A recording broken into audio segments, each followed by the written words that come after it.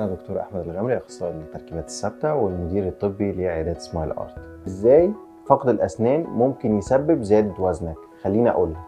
دلوقتي أنت لما بتفقد الضروس اللي بتمضغ عليها بتميل إن أنت تاكل أكل يكون أخف بكتير عن الأكل اللي أنت مش عارف تمضغه، وبالتالي بتروح مثلا تتجه ناحية النشويات أو الحاجات اللي هي الطرية اللي بتبقى سهلة المضغ وما بتمضغهاش اصلا بسهوله كمان، فبتضطر ان انت تبلعها بنص مضغه زي ما بيقول.